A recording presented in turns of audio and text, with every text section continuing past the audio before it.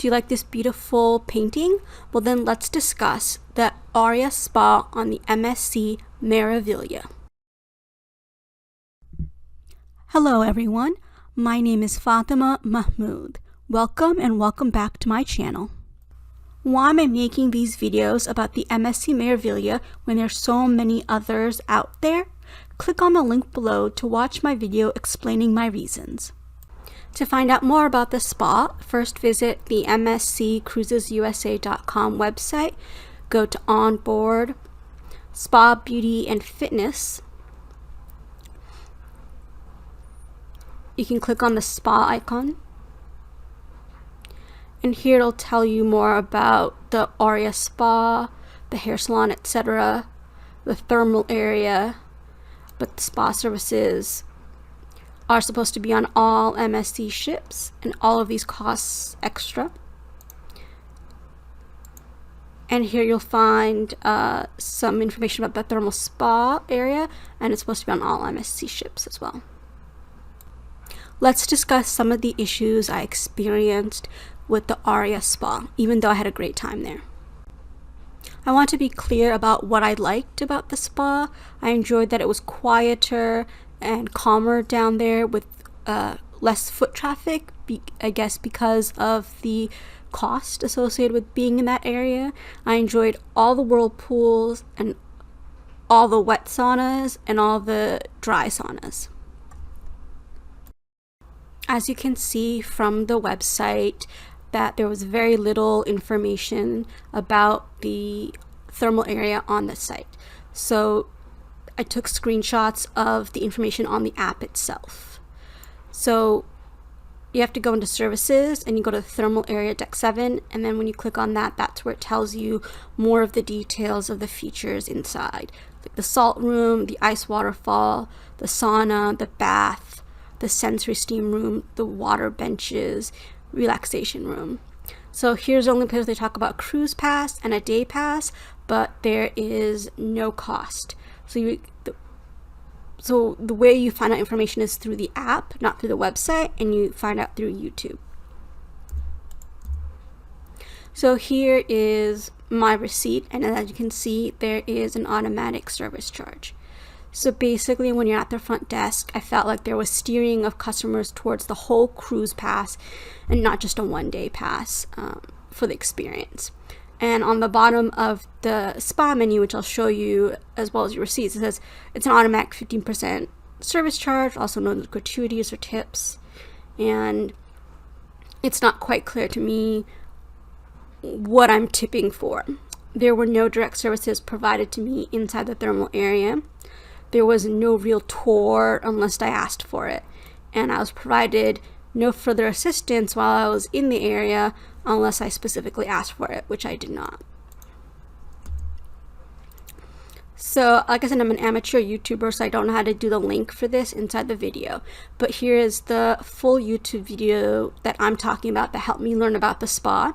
And if you go at minute 19 and 19 seconds, then you'll see what this image relates to on the tour of the Aurea Spa. There were 2 whirlpool areas, but if you go in without any tour or any assistance, you'll think there's only 1 whirlpool area. And for any of these whirlpools, there are 2 entry points to get into the whirlpool that are high off the ground. And so cruising still is geared towards an older population.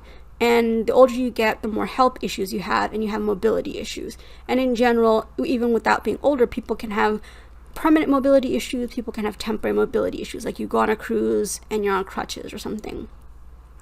And so I kept thinking about how those people would receive assistance if they didn't know to ask for it, or if there's no indication that they could receive extra help or guidance or information about how to best utilize the spa. There was no obvious step stool like present in any of the whirlpool areas, so I just didn't know how a person with either a permanent or temporary mobility issue would be able to get over this stone area and get into the whirlpool. Another comment that YouTubers made on other videos in the comment section was about how if you go to these spas, if you go to whirlpools, if you go to hot tubs, on cruise ships, it's going to automatically cause your swimsuit to discolor, and that'll cause an issue. And so I'm happy to report that that didn't happen at all. But still, for me, when I think of these areas in the Aurea spa, the thermal area, I kept thinking about people who had mobility issues. This all highlights an issue that exists with MSC customer service, and people talk about it a lot. It's their communication. So no one sort of communicated on how to use the thermal area. They sort of just went ahead and said, here you go, here, go forth. And, you know, that was sort of really interesting, and I didn't know how that was going to work for a lot of people.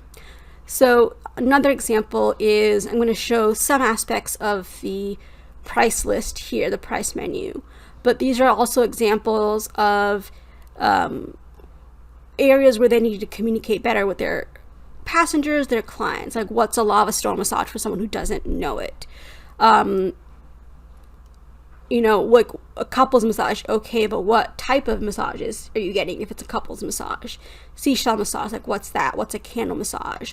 You know, do you just expect people to know, or, you know, do you expect them to ask questions? And plus, people are on vacation, like make things easier for them. Same thing with the fitness section. First off, I don't know why fitness services are listed on a spa menu, but maybe they're trying to save space and paper. What type of fitness classes? It's not stated here. And do you really want someone to have to go look elsewhere to find out what the fitness class means? Okay, personal training sessions, $75, but for how many minutes? 3 sessions. Is it 3 of the same length as the one? Or are they shorter? Are they longer? Same thing for the 6. So, and what's a body composition analysis test? Do you expect your passengers to go ahead and Google this? Or are you going to put this information in easy to way access for your passengers, your clients?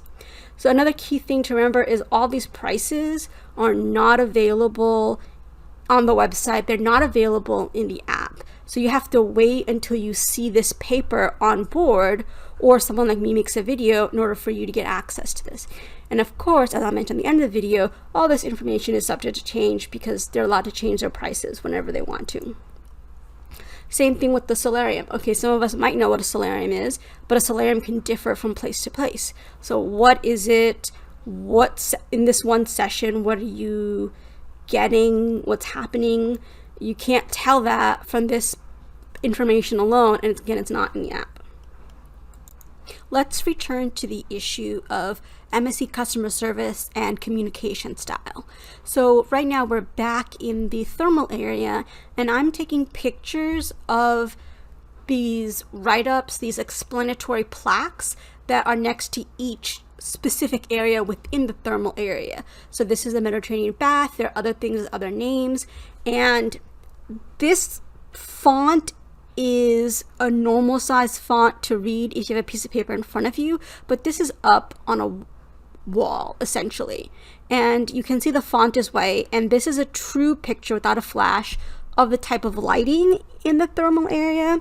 So I was previously talking about how would people with mobility issues navigate and deal with how the thermal area is set up.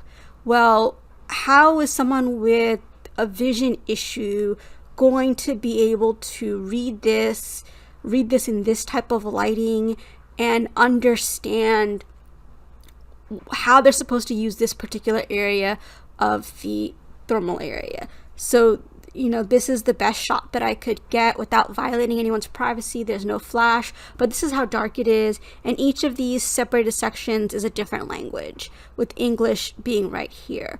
But, you know, I have fairly decent vision, and I could read this, but I got pretty close.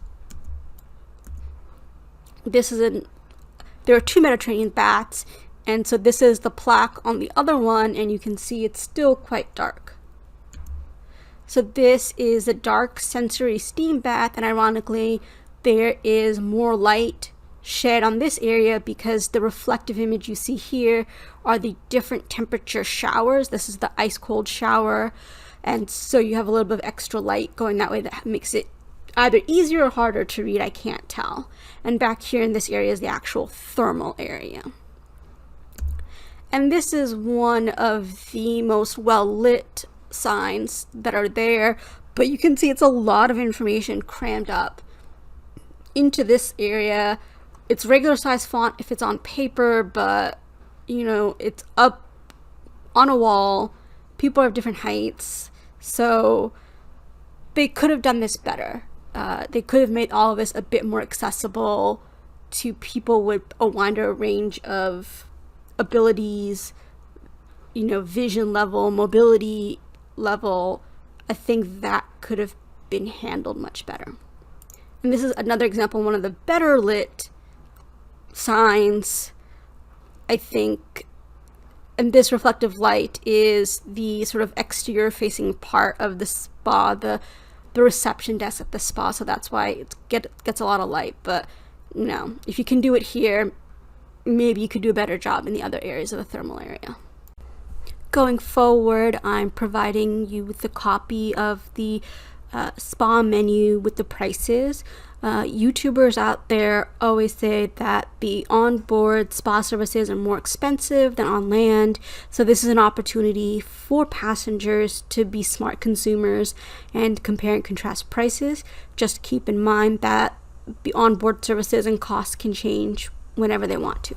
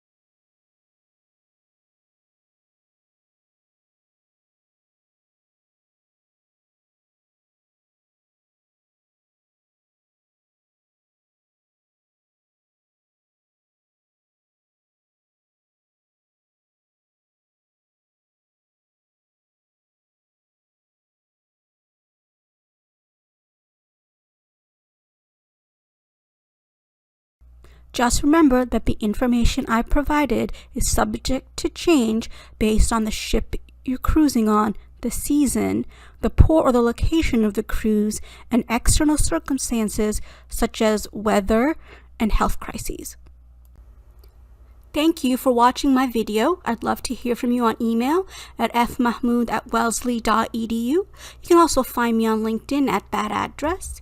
And if you do send me a connection request, please go ahead and send me a note. Before you go, please like, comment, share, and subscribe to my channel. I'd really appreciate it. And please go ahead and watch my next video. Thank you.